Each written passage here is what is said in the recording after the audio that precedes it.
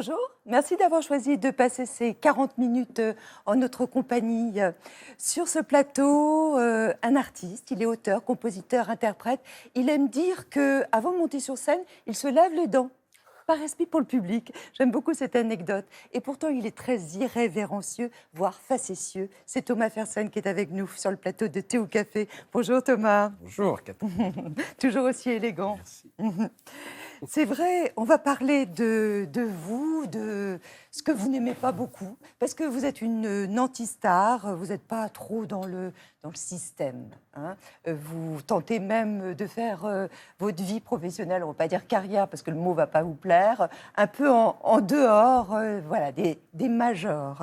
On va évoquer plein de choses avec vous, surtout ce nouvel album. Alors tout à l'heure, on aura la chance, il y a un quintet, donc de musiciens qui sera présent sur le plateau Thé au Café et vous nous interpréterez un extrait de cet album. Qu'est-ce que ça dit de vous que vous ayez pris un pseudo, puisque ce n'est ni votre prénom ni votre nom? Ça dit que je suis, j'aime rêver, j'aime créer des personnages et les incarner, j'aime jouer. J'ai commencé d'ailleurs dans ma chambre à jouer la comédie tout seul, la porte fermée, donc pour moi-même, sans savoir que je jouais des scènes. J'étais tellement investi dans mon rôle de frère dont l'autre avait été assassiné, donc j'étais convaincu qu'il fallait que je le venge, et ça, je pleurais à chaudes larmes, et tout ça pour jouer dans ma chambre. Plutôt dans la tragédie? Oui, en mettant des disques pour faire la musique. C'était des disques, des musiques des films d'Ennio Morricone que je mettais, et puis j'imaginais comme ça. Parce que vos parents aimaient beaucoup le cinéma italien. Alors, mes parents aimaient le cinéma italien, mais pas celui-ci. Celui-ci, c'était moi. Petit bonhomme, hein, il est à quel âge là? Que j'étais joli. Là, j'avais, je sais pas, 5 ans, 5-6 ans. Ouais, j'ai toujours les mêmes sourcils épais. Et ce côté un peu coquin, vous voyez, Ouais. on voit déjà malicieux. que j'ai le goût de faire des blagues et des farces, et ça m'a jamais quitté finalement. C'est pour ça que vous disiez tout à l'heure, je suis anti-star. Ça, c'est que j'ai envie de me moquer. J'ai envie de me moquer de ça beaucoup. Parce que ça... Et puis donc de ce qu'on peut penser de moi à ce sujet, quoi. Enfin... Vous êtes un citadin peut-être contrarié? Vous diriez ça? Je suis à la fois sédentaire et nomade. Sédentaire parce que j'ai vécu longtemps à Paris et parce que finalement c'est là que je reviens, même si j'ai vécu en Bretagne aussi un peu. Et puis nomade parce que je passe une grande partie de mon temps à aller à la gare, prendre le train pour aller en province ou à l'étranger, et que je ne pourrais plus me passer ni de l'un ni de l'autre. D'une certaine façon, Abel et Caïn habitent en moi. En rêvant de devenir agriculteur, quand vous étiez ado. Caïn. Pourquoi?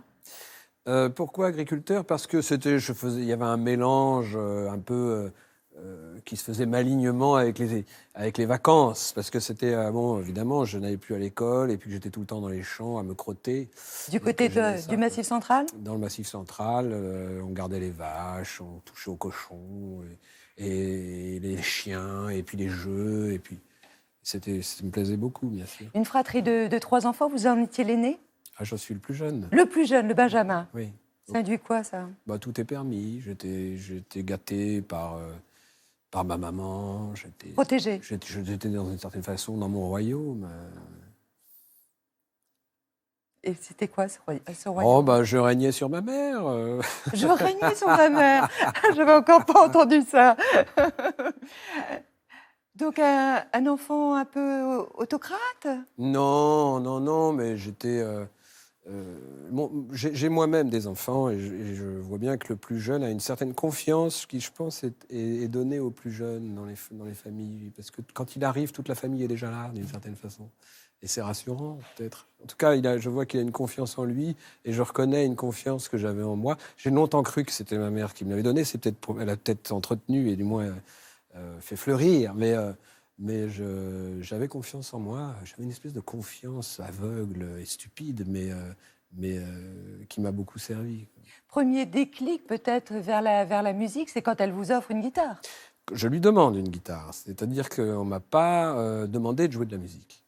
On m'a demandé de faire des maths. On m'a demandé de travailler à l'école. Ça, on ne m'a pas lâché pour ça. Passe ton bac d'abord, c'est ça? C'était... Pire que ça ça. a commencé même avant la 6e. C'était les devoirs, tout le temps. Il fallait travailler tout le temps. Donc ça m'a appris à m'obliger à faire quelque chose que je n'aimais pas. Mais mon évasion à moi, c'était le jeu. J'ai commencé par jouer la comédie dans ma chambre, quand j'étais petit, enfant, du moins avant 10 ans. Et puis à 14 ans, j'ai eu envie d'un instrument de musique. Mais je n'avais pas fait d'études de musique, rien, personne dans la famille, à part mon grand-père. Et pourquoi la guitare? Parce que j'écoutais des disques, les disques que ma sœur achetait, que j'allais lui prendre en cachette quand elle était avec au lycée. Et j'écoutais ces disques, et puis après, j'en ai commencé à en acheter moi-même. Et puis, j'ai eu envie de... Alors, j'allais au lycée Jacques Decour, qui se trouve dans le quartier des magasins de musique. Et c'est aussi le quartier de l'amour. Dans le 8e. Donc, cette double combinaison a fait que je suis devenu chanteur, d'une certaine façon. Un petit coup d'œil dans le rétroviseur, ça vous va, ça? Oh oui. Les images d'archives? Si vous voulez. Je ne suis pas quelqu'un qui soit très porté sur le passé, mais afin de discuter, regardons. Philippe Etchepers. Faut aimer les mots, sinon on est des bêtes. Vous êtes un drôle d'animal. Je crois que vous vous êtes trompé de bonhomme. Non, je vous assure, un artiste inclassable, un amoureux des mots qui s'exprime par métaphore. Donc les gens pensent que j'écris des chansons sur les animaux, mais pas du tout. Oui, enfin, ils sont quand même partout dans vos chansons depuis votre premier succès. Nous irons danser au bal des oiseaux.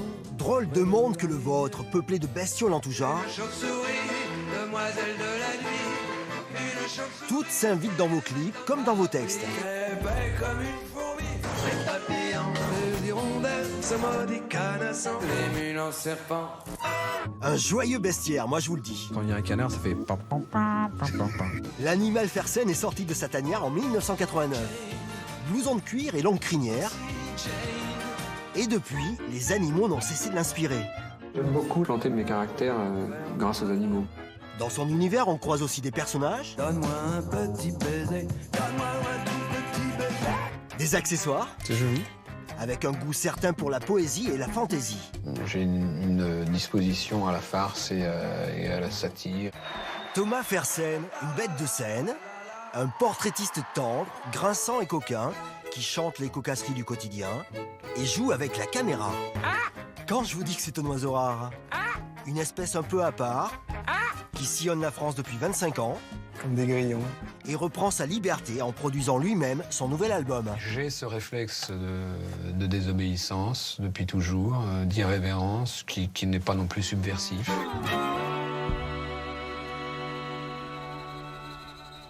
Philippe, il s'est bien amusé. Hein.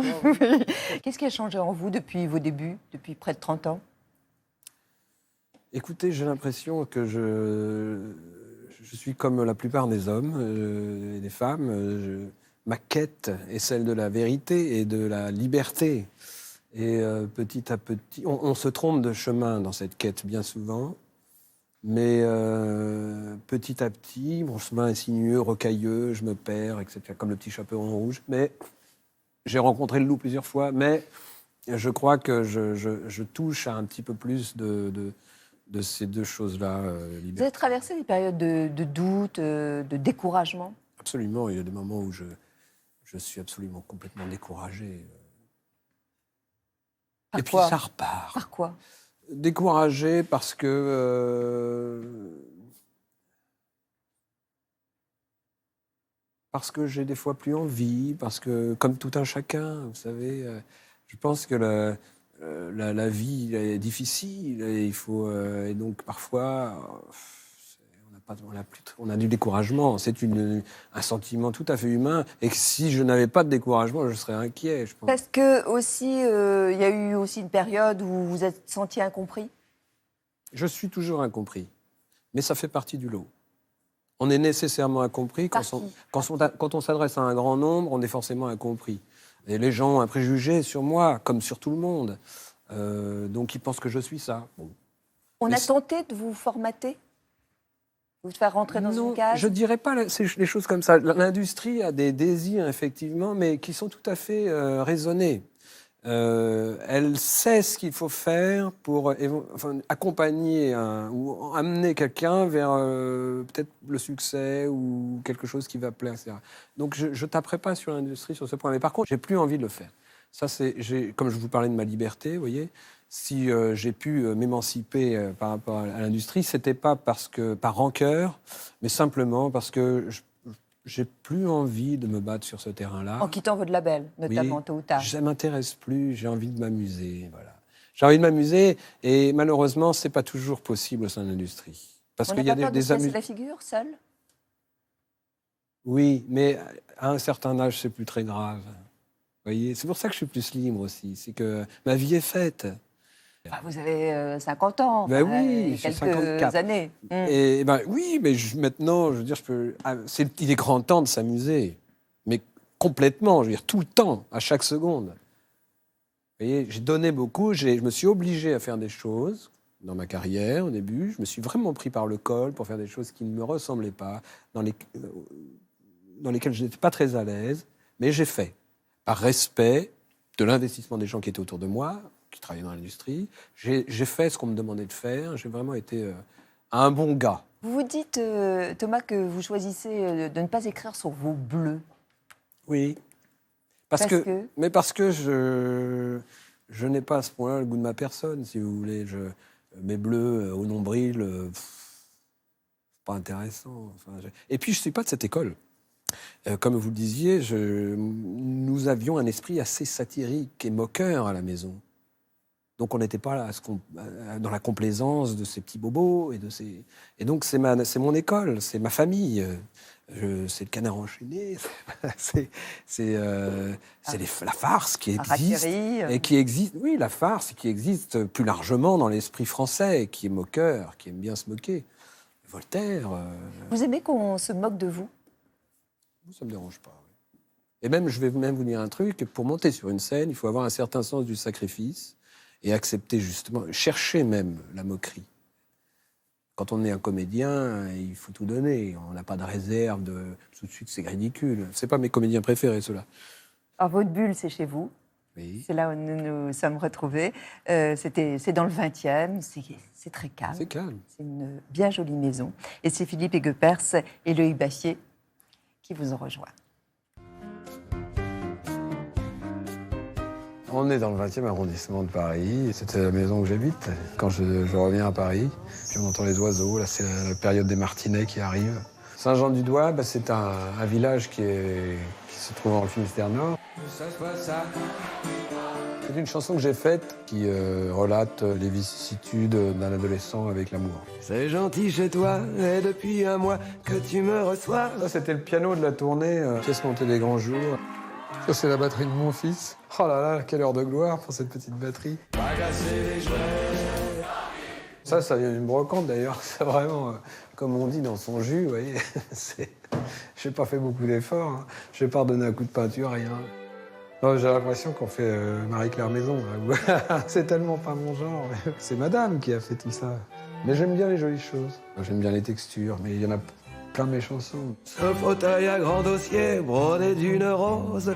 Là, on est dans le studio où j'ai enregistré mon dernier disque. Un lieu de recueillement coupé du monde. Je laisse vagabonder mon imagination. C'est comme ça que mes idées viennent. Dans le creux d'un buisson, je recevais le lièvre. Le déclic d'une chanson, c'est que on est un petit peu fatigué, on est là, et puis on laisse ses mains sur le piano. Et là, d'un seul coup, on a une idée, on a envie que ça parte vers quelque chose. Je m'en allais au bois, poussé par une voix. J'avais dans les 10 ans une petite modulation, graine de paysan. Est-ce que vous avez peur de la page blanche? Pas du tout, parce que je me mets jamais devant une page blanche. L'idée vient, à ce moment-là, je cherche une feuille. Vous voyez. Je suis pas fou, hein. Alors moi, je me torture pas.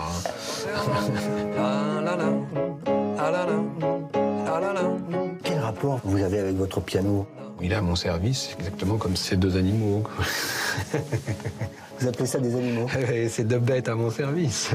Elles savent tout faire. Les femmes me disent toujours, c'est curieux, comme tu as les mains douces, elles me disaient. Et je leur réponds, mais c'est parce que j'ai jamais rien foutu. On me dit que je suis paresseux. Il faut toujours qu'il y ait un endroit pour s'asseoir, bien sûr. Pas rester debout. J'ai besoin de rêvasser assis. Là, c'est les vieux costumes de scène que j'ai conservés. J'ai le goût du costume. Il y a eu le pantalon rouge de la tournée avec Ginger Accident, par exemple. Ça, c'est une robe que j'ai mise sur scène pour la tournée de 3 petits tours. Monter sur scène, c'est s'affubler. J'ai le goût de ça. Mais en même temps, on se sacrifie soi-même quand on fait ça. C'est-à-dire qu'on est capable de mettre des choses qui sont ridicules, mais qui sont là pour le bien du spectacle et le sens du théâtre, le sens du théâtre, quoi. Et ça, j'aime ça. Vous voyez, mon bureau, c'est ça. C'est bien le bazar, hein. Est-ce que vous êtes du genre à tout garder? Ah non, je jette. Mais par contre, mes parents gardaient tout. Ça, c'était ma veste quand j'étais petit. Vous voyez, elle n'est pas grande. Et vous voyez, j'avais mis des formidables transferts dessus pour avoir l'air d'un dur. L'enfant que j'étais, je sais pas, il est loin maintenant. Il m'intéresse pas tellement, je vous dirais. Je suis pas nostalgique, pas du tout. Pour moi, c'est l'avenir qui m'intéresse, le présent. Tac, vous mettez le pied sur la scène et là, d'un seul coup, non seulement vous mettez le pied sur scène, mais vous mettez le pied dans le présent. Vous êtes dans le présent, dans l'instant présent. Vous n'êtes pas nostalgique. Qu'est-ce que vous pensez, par exemple, des vieilles canailles qui se réunissent de nouveau sur scène? Ce sont des personnages sympathiques qui nous accompagnent depuis longtemps. Vous voyez, par exemple, dans le métier, tout à l'heure, je disais, l'industrie vous demande de faire les choses, vous demande souvent de faire des duos. Voyez, parce que c'est l'association de 2 personnes connues, et ça, c'est une formule, une recette qui marche depuis la 5 Alors, à 3, c'est encore mieux. Et ce genre de recette, je trouve un peu éventé, je vous dirais franchement, à moins d'avoir vraiment une bonne raison. Bon, il y a quand même une raison dans le cas dont vous parlez, c'est qu'ils se connaissent depuis tellement longtemps et qu'ils ont grandi ensemble, dans le même slip, d'une certaine Belle façon. complicité, ouais. Un coup de queue de vache, ça c'est l'animal totem hein, pour Thomas Fersen, c'est la vache. C'est un animal que vous connaissez bien? J'ai gardé les vaches. C'est vrai? Je les ai gardées, je les ai avec, vu mon jeune âge, avec mes petits bras, je repassais la chaîne autour du cou au moment de la traite. Je ne sais même pas comment j'arrive à faire un truc pareil. Et puis voilà, j'avais absolument pas peur de ces grosses bêtes. Je me souviens encore de leurs noms, Marquise, Lunette. 11 chansons, 11 titres qui s'apparentent vraiment à ce qu'on appelle la nature, le côté rural, champêtre, sylvestre. Ça ressemble aussi à des fables de La Fontaine, mais sans morale, Oui. parce que ce serait très bizarre de la part de Thomas Fersen qu'il y ait une morale dans une histoire, Oui. n'est-ce pas? Mal placé pour donner Des leçons. des leçons de morale. Ouais. Notamment Petit Sabot, on parlait de votre Celle-ci. enfance, qui raconte l'amour donc, et le paradis perdu de l'enfance. On l'évoquait tout à l'heure. Cette jeune fille, c'est vous? Oui, la jeune fille, c'est moi. Le paradis perdu de l'enfance, c'est ce qu'on retrouve. C'est le paradis retrouvé dans le moment amoureux. J'ai eu cette révélation récemment, donc, puis j'en ai fait cette chanson. C'est la nature qui se transporte en ville, n'importe où, et qui ressurgit dans le baiser amoureux. La nature. Et qui parfois a quitté les campagnes, qui elles sont bien ratissées, bien rangées. Et ressurgit donc en ville, dans les corridors sombres et les comportements, et donc le baiser que cette jeune fille reçoit de son amoureux au cou de chevreuil. Et cette jeune fille, c'est moi. J'avais effectivement ce goût du jeu solitaire. Et j'ai connu dans mon enfance des moments mystiques de cette nature, mais d'une mystique païenne. La Pachanga. Alors la Pachanga, c'est... Moi, ça m'a fait rire. Comment ça va? J'ai donc eu une hernie discale. Ben voilà. Et j'ai donc... Vous savez de tout, vous. Hein. Oui, il y a toujours un élément autobiographique dans mes chansons qui leur donne une petite légitimité.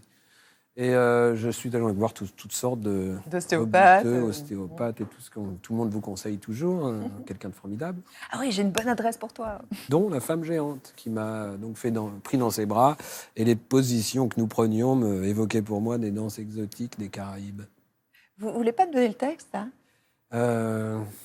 Le dos en marmelade et les reins en compote, les vertèbres en salade, j'ai sonné à la porte de la femme géante qui s'est manipulée, les bras articulés et les chaises pliantes. Alors, c'est vrai, vous adorez la scène, avec le trac quand même sur scène? Écoutez, pour vous dire la vérité, de moins en moins. Ah, c'est bien. Ça prouve que vous avez plus de talent. Mais je suis désolé. C'est Sarah Bernard qui disait ça. Ah oui. Elle se trompait. Alors, en revanche, il y en a une. Je voudrais que vous regardiez et que vous écoutiez surtout. C'est un extrait de Discorama. C'est Barbara qui parlait justement de son existence sur scène, du trac et de la mort. Vous avez peur? Oui, Toujours? oui, toujours. Chaque fois que vous chantez? Oui, chaque soir, chaque fois que je rentre en scène. Est-ce que vous faites une carrière? Qu'est-ce que c'est qu'une carrière? Je ne sais pas, je vous le demande. Ah, ben je ne sais pas non plus. Je ne sais pas si je fais une carrière, moi. Je ne sais pas ce que c'est qu'une carrière. Je chante et je crois que je... Pourquoi est-ce que vous chantez? Ah, parce que j'aime ça, parce que j'aime m'exhiber. En fait, c'est ça, chanter, c'est s'exhiber. Je monte sur une scène parce que c'est une faiblesse, et parce que je suis heureuse de chanter, parce que c'est comme ça, et que voilà pourquoi je chante. Est-ce que vous voyez votre vie dans 15 ou 20 ans? Dans 15 printemps? Dans 15 ou 20 ans, oui. Ah non, pas du tout, je serai morte. Vous serez mort. Oui. C'est triste, ça, non? Non, pas du tout. Qu'est-ce qu'il y a de triste là-dedans? Je pense que les êtres peuvent très bien décider de mourir à 30 ans, à 20 ans, à 35 ans. Il y en a dont la vie s'arrête plus tard et dont la vie s'arrête plus tôt. Ce n'est absolument pas triste du tout. Je ne vois pas ce qu'il y Vous a. pensez que c'est l'affaire de chacun et que... Absolument, oui, je le pense. En tout cas, je pense que c'est mon affaire. Elle est très anticonformiste dans ses propos et ça date de 64. Donc son trac, le fait qu'elle dise que c'est une faiblesse Oui. d'aimer la Oui, scène. oui, Vous êtes c'est- d'accord avec ça? Mais bien sûr, les artistes sont toujours de grands timides. Et bien sûr, ils sont extrêmement vulnérables sur ce point. Mais je ne sais pas si ça a vraiment quelque chose... Vous savez, c'est ce sens du théâtre. À un moment, on a une certaine confiance dans cet instant. Au début, j'étais terrorisé, mais j'en ai fait beaucoup des concerts. Et puis, j'ai appris à aimer être là. Qu'est-ce qui peut vous déstabiliser, Thomas, sur scène? Le bruit. Ça m'est arrivé récemment. Beaucoup de bruit dans la salle. Enfin, d'ailleurs, c'était pas une salle, c'était un chapiteau. Et les gens parlaient gentiment, mais beaucoup, beaucoup de bruit. Et c'est perturbant parce que ça rompt le rythme et comment dire, l'espace sonore. Vous voyez, il est complètement changé par la conversation. Et vous pouvez plus utiliser les silences et gérer le temps comme il faudrait. Est-ce que vous pourriez être votre ami? Est-ce que vous entendez bien avec vous-même? Je parle beaucoup avec moi-même. Vous vous engueulez J'ai parfois? cette sorte de schizophrénie. Vous- D'ailleurs, j'en ai même plusieurs. Enfin, je veux dire, si c'est possible, parce que je fais plusieurs métiers dans mon métier. Donc, il y a l'auteur-compositeur. Déjà, entre l'auteur et le compositeur, il y a discussion. Le compositeur n'est pas toujours d'accord avec l'auteur. Et l'interprète, n'en parlons pas. Qu'est-ce que tu me fais chanter là? J'y arriverai jamais. Ensuite, il y a... Je suis mon propre label. Pourquoi tu nous fais un disque aussi coûteux? Plus les musiciens. Etc., etc. Par exemple, si je vous dis Joseph Racaille, Alors, c'est votre arrangeur. Joseph, c'est plus que mon arrangeur. Un ami. C'est quelqu'un que j'aime profondément. Il y a quelques rencontres professionnelles, puisque c'était au départ une rencontre professionnelle, qui sont allées au-delà de la rencontre Pierre professionnelle. Sangras, Pierre Sangras, c'est mon compagnon, le musicien qui m'a accompagné guitariste. pendant nombreuses années. Alors tous les L'anglicisme. deux, Thomas, ils ont croisé leur regard sur vous.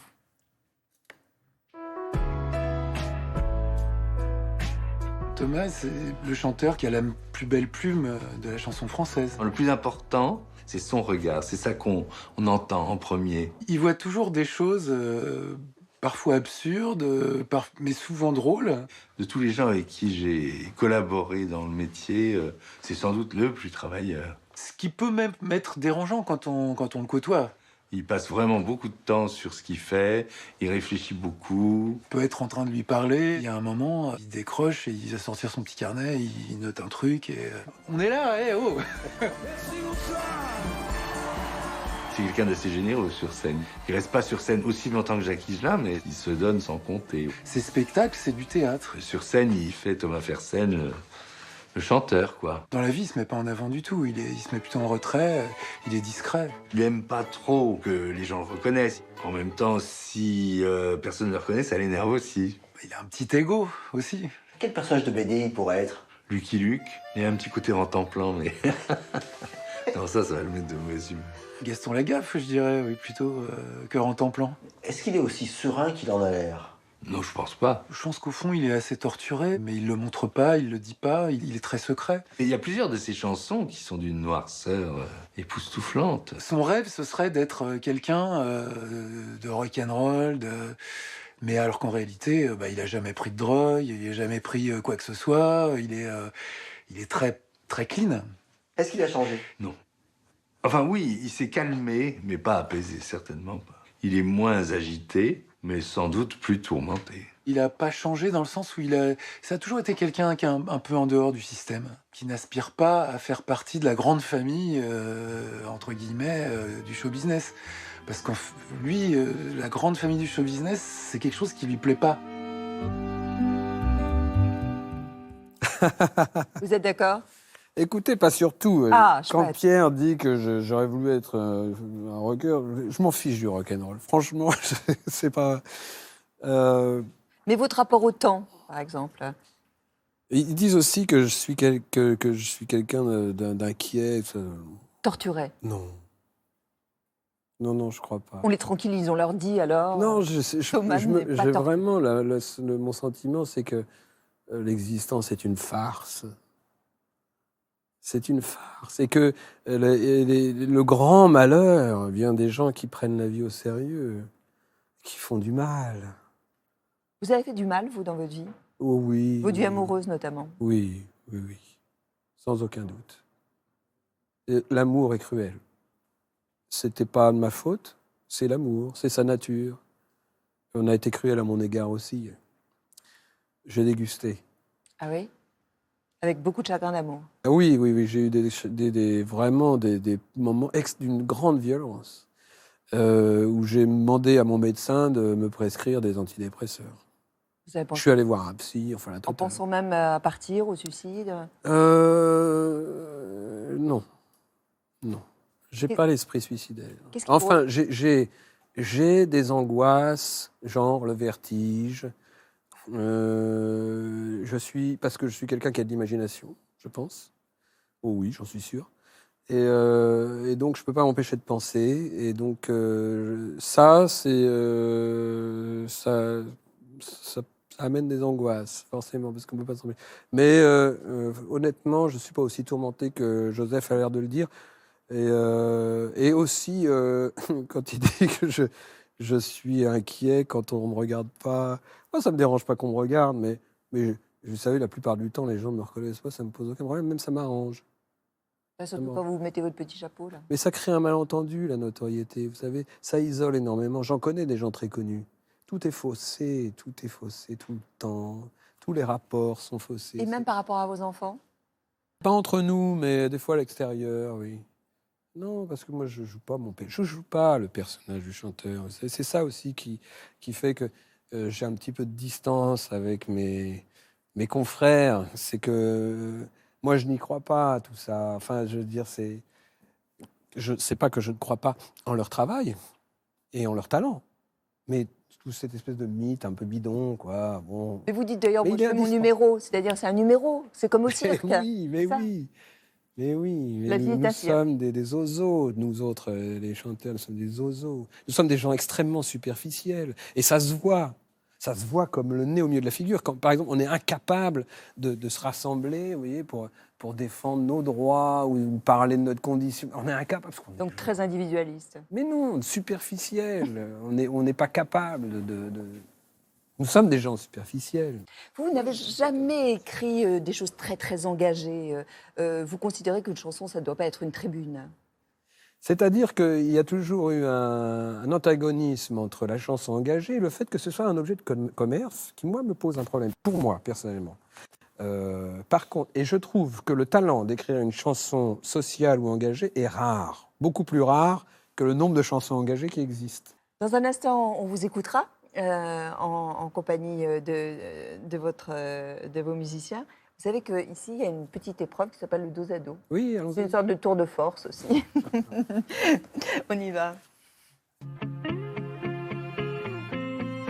Deux ados avec vous, Thomas Fersen, et des réponses du tac au tac. Si vous étiez une femme le temps d'une journée, que feriez-vous? Me ferait belle. Si vous étiez homo, par qui vous aimeriez être séduit? Ah, je trouve que Julien Doré est extrêmement minet, mais assumé, et c'est très plaisant. Si vous étiez président de la République, allons-y, quelle serait votre première mesure? Je veux dire, j'aiderais les gens, mais je ferais n'importe quoi. Je creuserais la dette. Je creuserais la dette. Une chanson célèbre que vous auriez aimé écrire? Il y a une chanson de Randy Newman que j'aime beaucoup, enfin elle n'est pas de lui d'ailleurs, qui s'appelle « Every Man a King ». Tous les hommes sont rois. Et en fait, c'est une chanson assez... elle a servi de... Vous ne voulez pas nous la fredonner? Every man a king, every man a king, for you can be a millionaire. Vous pouvez être un millionnaire, n'est-ce pas? There'll be castle on fooding, on clothes for all, etc. Je me souviens plus des paroles parce que je suis pris au dépourvu. Qu'est-ce qui est insupportable lorsque l'on vit avec vous? Il faut que je mange à l'heure. Ah, vous avez vu? Parce que c'est drôle. Ouais. Le luxe dont vous ne pourriez pas vous passer? L'espace, j'ai parfois un peu de mal avec la promiscuité. Votre juron préféré, Thomas? Nom de Gu, Le fond d'écran sur votre smartphone? mes fils et ma fille.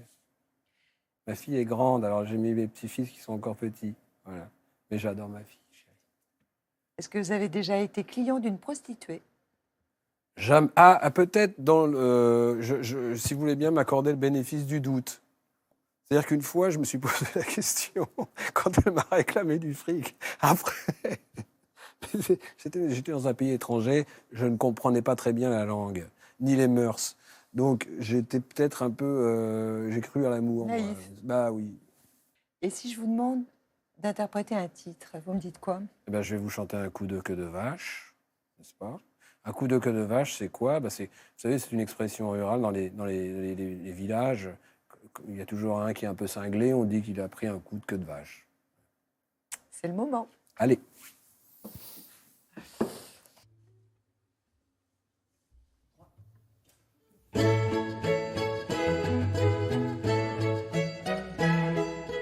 Ma vie est celle d'un coq de ferme. C'est moi qui chante pour dire on ouvre. C'est moi qui chante pour dire on ferme. Et les poulettes, ah, je les cours. Une poule me paraissait pas mal. Je la croisais dans le quartier. J'allais faire la danse nuptiale quand elle m'a vu sans mot d'entier. Depuis que j'ai eu mon accident, j'ai perdu un peu de mon panache. Et puis j'ai perdu toutes mes dents, j'ai pris un coup de queue de vache. J'étais monté sur le tracteur, je m'apprêtais à donner l'heure. Lorsque j'ai vu un parapluie, je me suis précipité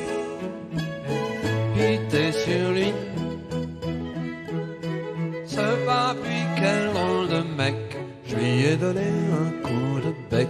Je ne sais pas ce qui m'a pris autour de moi. Tout le monde a ri. Depuis que j'ai eu mon accident, j'ai perdu un peu de mon panache. Et puis ça va pas bien là-dedans, j'ai pris un coup de queue de vache.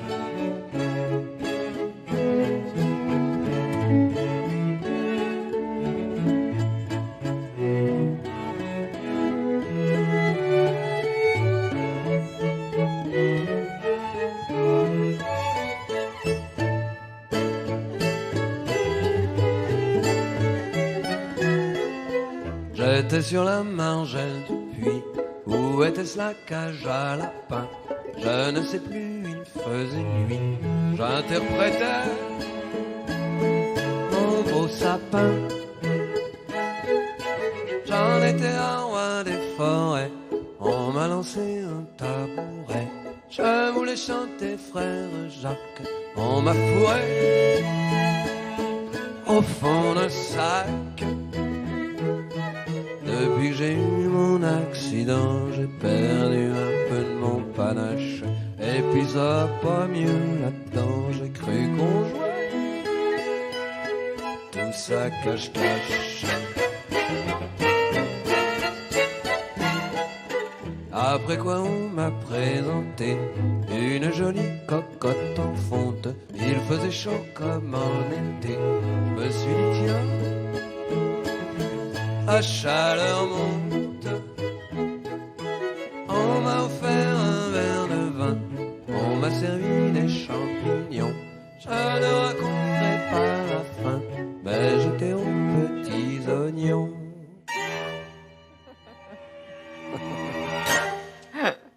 Bravo Thomas. Cette chanson mise en valeur aussi par le violon d'Anne Le Pape, d'Aurélie Branger, de Julien Gabin à l'alto, violoncelle Robin de Fives et mandoline Raphaël Maillet. Un grand merci d'avoir été présent sur le plateau de Thé ou Café. Venez me rejoindre. Bien sûr, vous êtes totalement opposé au playback. D'ailleurs, c'est bien pourquoi vous ne faites pas beaucoup de télé.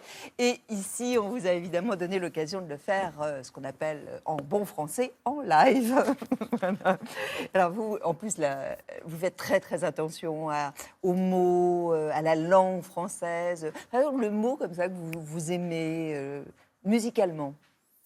Oh, écoutez, il y en a beaucoup. Soutien-gorge, par exemple. Soutien-gorge.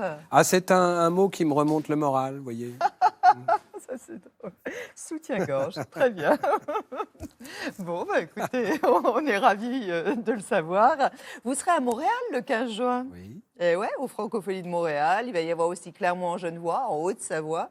Vous irez aussi dans la Drôme, à Suze-la-Rousse, au château, à Entraigues en Ardèche, à La Rochelle. Et puis après, il y a une reprise de la tournée en septembre. Je vais aussi au Grand Théâtre de Québec. Pas mal, vous dire. Oui, je vous remercie. Thomas, je voulais aussi remercier sur ce plateau de Thé ou Café deux artistes, Guillaume Seff, qui expose ici, mais il expose aussi à la galerie Envie d'Art, avenue Bugeaud à Paris dans le 16e. Chaque peinture est une trace où se tisse un fil conducteur, celui de sa pensée, dit-il, Guillaume Seff.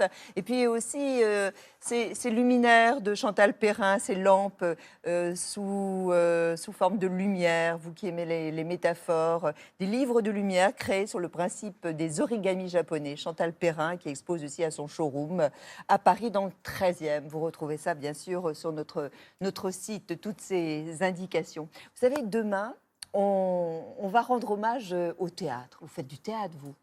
Oui, j'en ai fait réellement. Ouais. C'est-à-dire, je fais, à part en dehors du fait que le spectacle vivant Bien que sûr. je pratique est une forme théâtrale, oui. Mais en dehors de ça, j'ai fait vraiment le théâtre, au théâtre avec l'histoire du soldat, oui. Et c'est René de Obaldia Oui. qui sera présent sur le plateau de Thé ou Café. Cet homme a 98 ans. C'est un homme très vert, vous le verrez, vous l'entendrez surtout. Et puis Alexis Michalik aussi, qui est un auteur beaucoup plus jeune. Donc 2 générations seront présents, et cela à la veille évidemment des Molières. Portez-vous bien, l'émission elle est rediffusée sur France 2, consacrée à Thomas Fersen. Vous pouvez la revoir aussi sur l'application France.télé, c'est-à-dire France Télé, et qui remplace Plus.fr. Portez-vous bien, passez une très très belle journée. À demain, 7h. On fait un petit selfie ensemble. Avec plaisir. Merci.